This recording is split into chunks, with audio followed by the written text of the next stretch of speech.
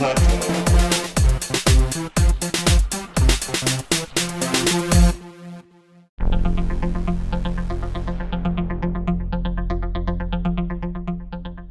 David. I'm Frank. And I'm Alfonso. And we're Virginia Trekkers. And we're here today at Arlington Cemetery in Washington, D.C. We're here to make a special Veterans Day podcast just for all our wonderful veterans.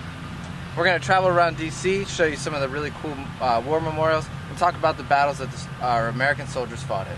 So if you're ready to go trekking, let's go trekking. Let's go trekking. Let's go. And by the way, Veterans Day is also Alfonso's birthday, November 11th. Up on the hill behind me you see Robert E. Lee's house. It's called the Arlington House. I'm sorry, but I got a few facts wrong in this part, so I'm going to do a voiceover. The person who built this house was George Washington's step-grandson, George Washington Custis.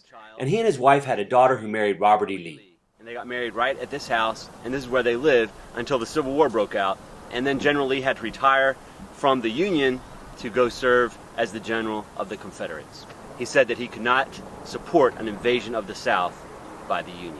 So he left. His house was taken over by the federal troops, and this is where they planned the first Battle of Manassas. And after they lost that battle, the Union, they all retreated back here, and there were soldiers camped all along these grounds. So here's looking outside the front of Lee's house, and you can see he had a beautiful view of Washington, D.C. Of course, it looked a little bit different in his time, but the Potomac River was there, and some parts of the city were there. After visiting the Arlington House, we headed across the Potomac to the National Mall, where you can find some really amazing memorials. The first one that we're going to visit is the Korean War Memorial. Behind me is a tribute to the Korean War. The Korean War lasted from 1950 to 1953 and involved 1.5 million Americans. A great tribute. The Korean War was fought on the Korean Peninsula in Eastern Asia, which is near the country of Japan. At the end of this war, there was no victor, and only a truce was called. And today, the border between North Korea and South Korea is one of the most volatile borders in all of the world. Next place we're going to visit is the World War II Memorial in front of the Washington Monument. Behind me you see the World War II Memorial. And right here is a monument to the Atlantic Ocean, because it stretched from the Atlantic Ocean all the way to the other side on the Pacific Ocean. And each one of these pillars around it are a different state. The World War II was fought from 1939 to 1945, but the United States didn't actually enter the war until Japan bombed Pearl Harbor.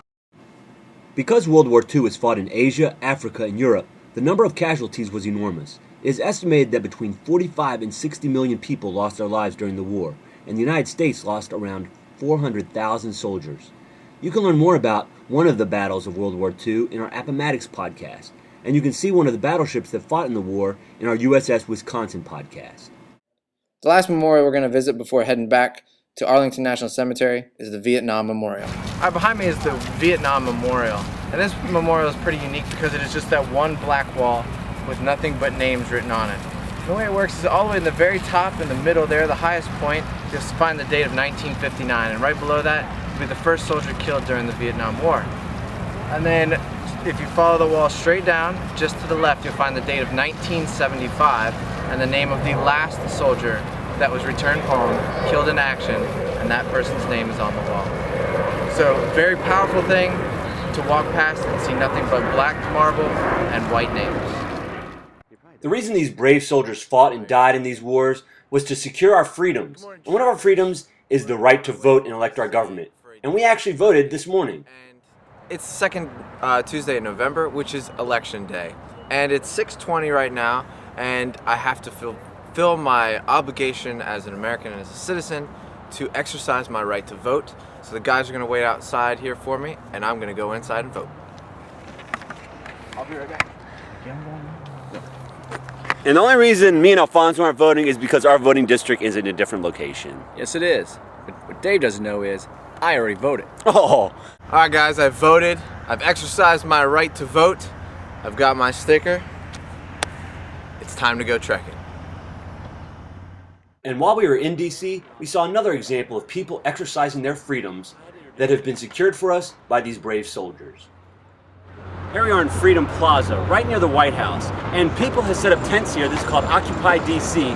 because people are unhappy with the government, and they're sitting out here showing their disappointment in certain things that the government has been doing.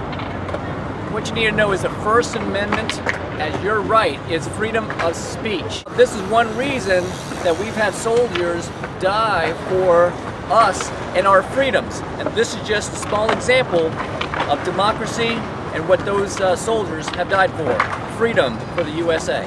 So they have the freedom of speech and the freedom to assemble without getting arrested, like what would happen in some other countries. One of the most famous sites in Arlington Cemetery is the Tomb of the Unknowns. It is where soldiers who have not been identified are buried and honored. A guard keeps watch at the tomb 24 hours a day, 365 days a year. You can learn more about this special guard in our Did You Know section. While we were there, they had a wreath-laying ceremony and played the song Taps, which is often played at funerals. Taps was actually written by a soldier at Berkeley Plantation during the Civil War. That's where it was first played, and now it's played at the funeral of most servicemen. And we had the honor of being able to witness a funeral taking place at Arlington Cemetery while we were there. Boys and girls, as we said, Arlington Cemetery is a special place where special soldiers are buried.